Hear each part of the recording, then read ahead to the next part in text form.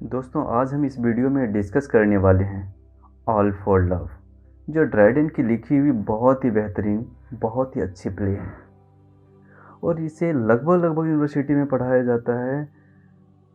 और यह पोएम जो रेस्टोरेशन ड्रामा जॉन ड्राइडेन ने जो लिखा था, यह एंटोनियो एंड क्लियोपेट्रा से लिया गया है। ऑल फॉर लव पढ़ने से पहले आपको एंटोनियो एंड क्लियोपेट्रा पढ़नी चाहिए और फिर हो सके तो जूलियस सीजर भी पढ़नी चाहिए, क्योंकि इसी से ही रिलेटेड है। तो दोस्तों, इससे पहले एक छोटा सा ओवरव्यू देता हूँ जूलियस सीजर का, जो रोम का एक किंग थे, एक राजा थे, जो षड्यंत्र के तहत वह अपने ही उसी के दरबारियों ने उसे मार डाला था। उसी के साथियों ने उसे मौत की घाट उतारी थी। बाद में रोम में 3 लोगों ने शासन करना शुरू किया। एक ऑक्टेवियस कैसर था, मार्क एंटनी और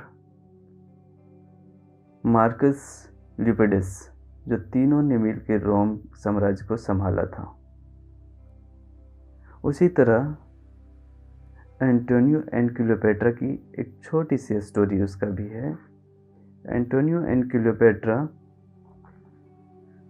जो एंटोनियो रोम में रहने के बजाय इजिप्ट में आकर रहने लगा था, क्लियोपेट्रा के साथ रहना शुरू किया था और अपनी वाइफ, जो उसकी वाइफ ऑक्टेविया थी, और उसके साले ऑक्टेवियस को छोड़ के इजिप्ट में रह रहे थे, यहाँ क्लियोपेट्रा के साथ। क्लियोपेट्रा मानी जाती विश्व की सबसे खूबसूरत लेडी थी और आज तक पूरी दुनिया उसे पूरे वर्ल्ड की सबसे खूबसूरत लेडी मानती है। और एंटोनियो की बर्बादी का कारण, सबसे बड़ा कारण क्लियोपेट्रा ही थी, ऐसा माना जाता है। लेकिन एंटोनियो इसे नहीं मानता, क्योंकि वह उसे बेहद प्रेम करता था, बेहद प्यार करता था, हद से ज़्यादा प्यार करता था। अब ऑक्टेवियस एंटोनियो के बीच में जंग छिड़ गई और एंटोनियो एंड क्लियोपेट्रा को अलग करने का लोगों ने बहुत सारे तौर तरीके अपनाए, बहुत सारे खेल खेले, लेकिन इन दोनों को अलग ना कर सका। एंटोनियो एंड क्लियोपेट्रा की कहानी कुछ ऐसा ही है। जो एंटोनियो एंड क्लियोपेट्रा के बीच का प्रेम था, जो इन दोनों के बीच के संबंध थे, यह एक लव को दिखाया गया है। इस प्ले में इन्होंने दिखाया है सिर्फ लव बर्ड कि प्यार करने वाले जो प्यार करते हैं, सिर्फ प्रेम की भाषा को दिखाया गया है इसमें। यानी उस स्टोरी का कुछ ही पार्ट को, जो लास्ट मोमेंट, जो उसकी लव मोमेंट है, उस चीज़ को जॉन ड्राइडेन ने फोकस किया है। और स्टोरी की जो शुरुआत होती है, इस स्टोरी में जॉन ड्राइडेन ने अपनी तरफ से कुछ कैरेक्टर को जोड़े हैं। क्लियोपेट्रा और ऑक्टेविया की मुलाकात करवाती है। ऑक्टेविया एंटोनियो की वाइफ है, जो रोम में रहती थी। जॉन ड्राइडेन बोलते थे कि एंटोनियो एंड क्लियोपेट्रा जो है एक लव बर्ड है। लेकिन अब यह प्ले की शुरुआत होती है 2 पुजारियों से। जो प्ले है, इसकी शुरुआत होती है 2 पुजारियों से। और उससे पहले मैं बताना चाहता हूँ कि ऑल फॉर लव स्टार्ट हुई थी लिखने के लिए, लोग जो स्टार्ट हुआ था वो 1670 में स्टार्ट हुआ और 1677 में मतलब लिख चुकी थी, और फिर 78 में पब्लिश करवा दिया गया। ये रेस्टोरेशन ड्रामा है और ब्लैंक वर्स में लिखा गया है, ब्लैंक वर्स में लिखा गया है। तो दोस्तों, जॉन ड्राइडेन ने इस प्ले को शुरुआत करता है 2 पुजारियों से।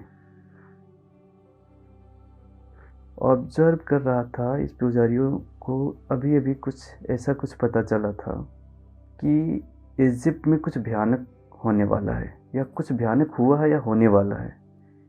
क्योंकि इन्होंने देखा कि नील नदी के जो पानी है वो काफ़ी ओवरफ्लो हो चुकी है, बढ़ गया है, जिससे समुद्र के कुछ भयानक जीव को इन्होंने अपने पीछे छोड़ गया। इससे इन लोगों को लग रहा था कुछ बुरा होने वाला है हमारे किंगडम के साथ। एंटोनियो और क्लियोपेट्रा ने अभी अभी एक लड़ाई को हारी थी और एंटोनियो ने खुद को एक कमरे में बंद कर लिया था हारने के बाद, ताकि एक फिर से एक परफेक्ट, एक अच्छे तरह से फिर से स्टार्ट कर सके, एक नई आर्मी को तैयार कर सके। तभी वहाँ पे उसके जनरल वेंटेडियस आता है। वेंटेडियस आता है, ये बंदा जो है वेंटेडियस एंटोनियो से मिलने के लिए आता है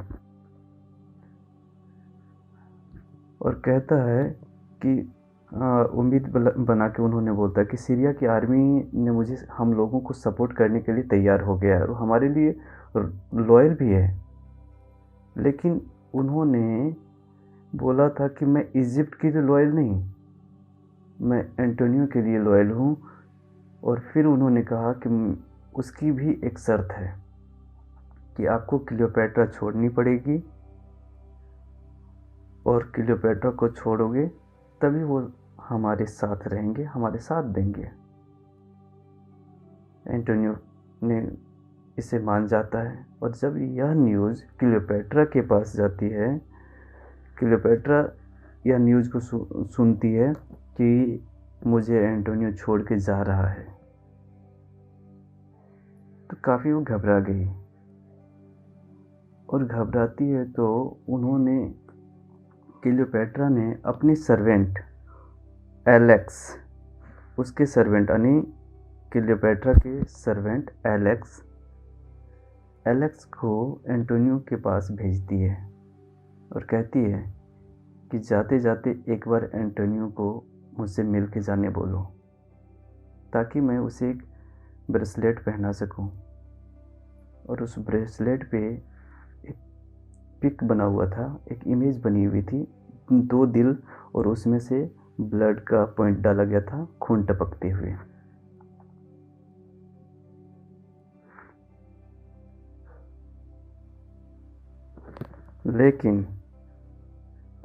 लेकिन वेंटेडियस ने एंटोनियो को वहाँ जाने से मना करता है, कहता है आप मत जाइए। एंटोनियो फिर भी क्लियोपेट्रा से मिलने के लिए जाता है और जब वह सामने आई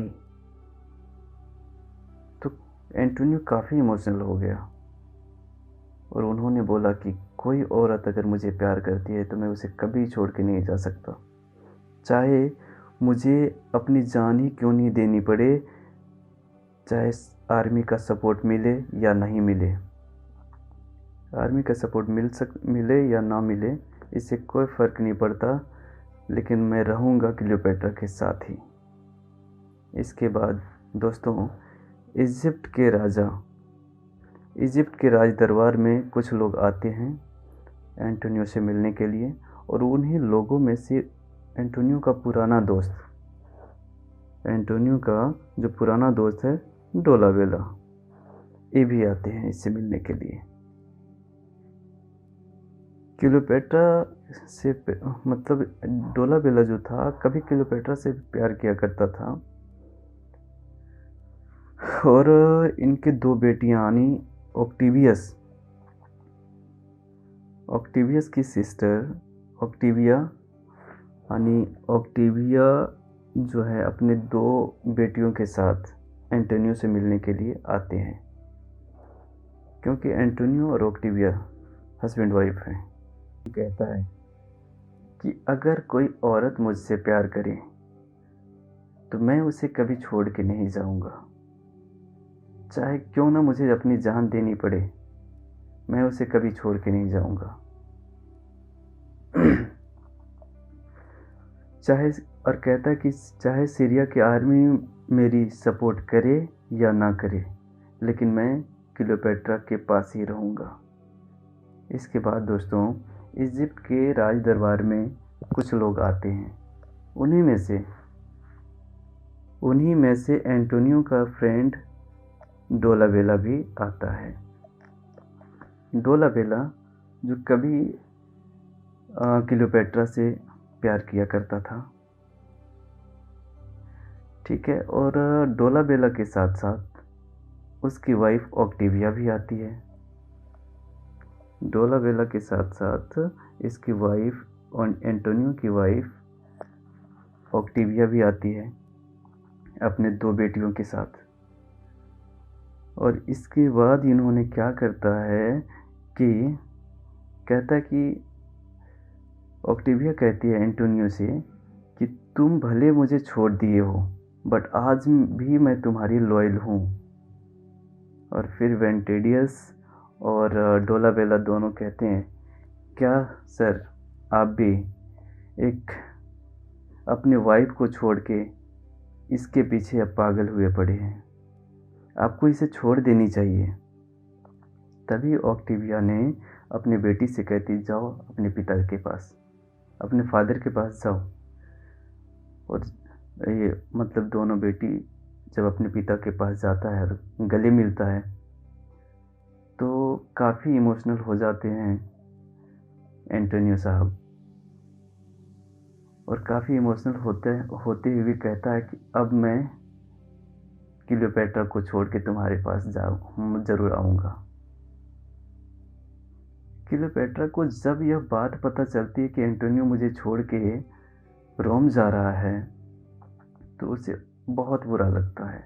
फिर क्लियोपेट्रा ऑक्टेविया जब एक दूसरे के सामने होती है, जब एक दूसरे से मिलती है तो एक दूसरे से आरोप प्रति आरोप लगाते हुए बोलती है। ऑक्टेविया बोलती है कि तुम्हारे वजह से मेरा पति आज सब कुछ खो दिया, बीवी बच्चे, पावर, पॉलिटिक्स, सब कुछ खो दिया सिर्फ तुम्हारे चलते।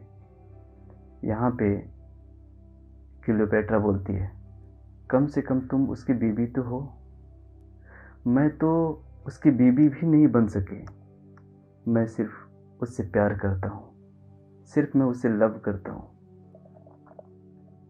लेकिन तुम खुश नसीब हो कि तुम उसकी बीवी बन के मरोगी और मैं उसके लव बन के मरूंगा। फिर एंटोनियो ने डोलाबेला से कहता है, एंटोनियो डोलाबेला से कहता है कि क्लियोपेट्रा के जाके बोल दो कि मैं उसे छोड़ के जा रहा हूँ। तभी वहाँ पे एलेक्स, ये एलेक्स कौन है? सबसे पहले ये सोचने वाली बात, एलेक्स है कौन? क्लियोपेट्रा का सर्वेंट जो एक किन्नर है। वो एंटोनियो के पास आता है और कहता है कि और वो कहती है कि डोलाबेला, एंटोनियो ने डोलाबेला से कहती है कि क्लियोपेट्रा को जाके बोल दो कि उसको छोड़ के मैं जा रहा हूँ। तभी एलेक्स ने क्लियोपेट्रा से कहता है कि डोलाबेला आपके पास आ रही है और यहाँ पे तुम उसकी फीलिंग्स का फ़ायदा उठाओ ताकि जेलस होके एंटोनियो यहीं पे रह जाए, रोम ना जाए, क्योंकि डोलाबेला कभी तुमसे प्यार किया करता था। तो बोलते अच्छा, बोला हाँ, बोला ठीक है। जब डोलाबेला यहाँ आता है तो उसके साथ क्लियोपेट्रा ने फ्लर्ट करना शुरू कर देती है। और जब नहीं हो पाता है और फिर फ्लर्ट कर रही थी लेकिन इससे हो ही नहीं पा रहा था फ्लर्टिंग, फिर बोलती मैं एंटोनियो से बहुत प्यार करता हूँ। फिर डोलाबेला कहते हैं कि अच्छी कोशिश थी। फिर उन्होंने कहा ठीक है। जाने के टाइम पे डोलाबेला ने क्लियोपेट्रा को हाथ को किस किया और जब किस कर रहा था उस समय वेंटेडियस और ऑक्टेविया दोनों इसे देख लेते हैं तो इन लोगों के मन में गलतफहमी फैल गई और सोचा कि यही बात जाके जब मैं एंटोनियो को बताऊंगा तो इन दोनों के बीच की दूरियां काफ़ी हद तक दूर करने में सहायता होगी। लेकिन होता है क्या, जो ही जाके बताया तो एकदम गुस्से में हो गए और बोला कि अब मैं इजिप्ट से जाऊंगा ही नहीं। और इसी गुस्से को देखा जब, तो तब ऑक्टेविया को समझ में आ गया कि क्लियोपेट्रा और एंटोनियो के लिए कितना पागल है और एंटोनियो क्लियोपेट्रा के लिए कितना पागल है। इसे तो अलग किया जा सकता है लेकिन दूर रखा नहीं जा सकता, कभी हमेशा के लिए दूर नहीं किया जा सकता। फिर लास्ट में ऑक्टेविया अपने भाई के पास चला जाता है, ऑक्टेवियस के पास चली गई और इसके बाद एंटोनियो ने गुस्से से डोलाबेला को देश से बाहर निकाल देता है, साथ ही साथ क्लियोपेट्रा को भी देश से बाहर निकाल देती है।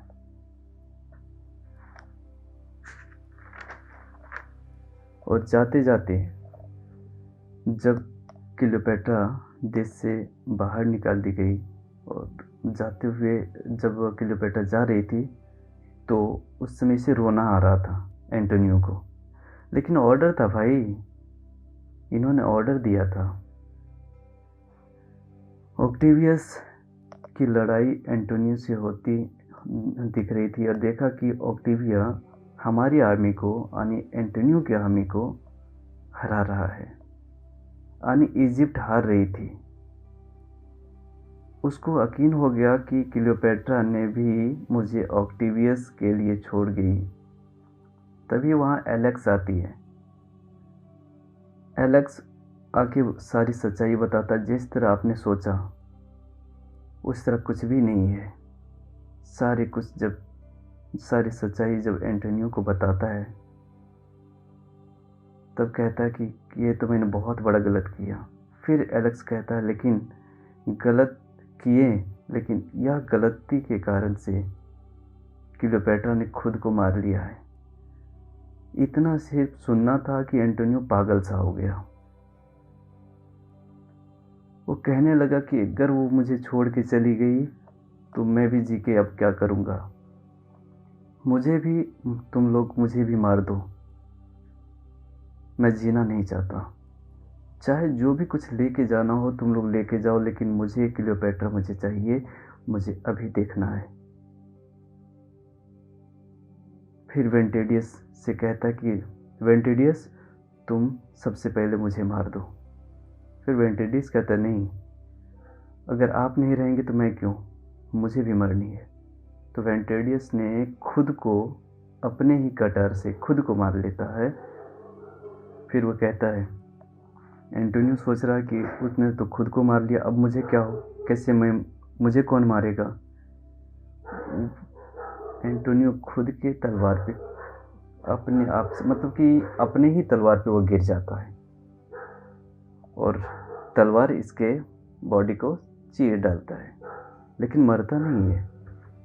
इतना देख के एलेक्स जब क्लियोपेट्रा के पास गई और बताया कि ऐसे ऐसे एंटोनियो ने कर लिया है, वहाँ से दौड़ी भागी। क्लियोपेट्रा दौड़ते दौड़ते आई, देखा यहाँ पे कि एंटोनियो ज़मीन पे पड़ा है। एंटोनियो को देख के, इन दोनों को प्यार को देख के काफ़ी रोना आ रहा था। फिर इन्होंने अपने गोद में उसका सर को रखा, एंटोनियो के सर को अपने गोद में क्लियोपेट्रा ने रखी और जाते जाते एंटोनियो ने कहा, ऊपर में मिलेंगे, वहाँ कोई डिस्टर्ब करने वाले नहीं मिलेंगे लोग। और क्लियोपेट्रा की ही गोद में उन्होंने अपने दम तोड़ दिया। लेकिन दोस्तों, क्लियोपेट्रा ने तुरंत जाग गई और सज धज के आके सिंहासन पे बैठी और कहा, दुनिया की सबसे विषैले सर्प को मेरे पास लाओ। और लोगों ने सर्प को लाया, इनको दिया और क्लियोपेट्रा ने अपने ही शरीर को सर्प से कई बार कटवा दिए।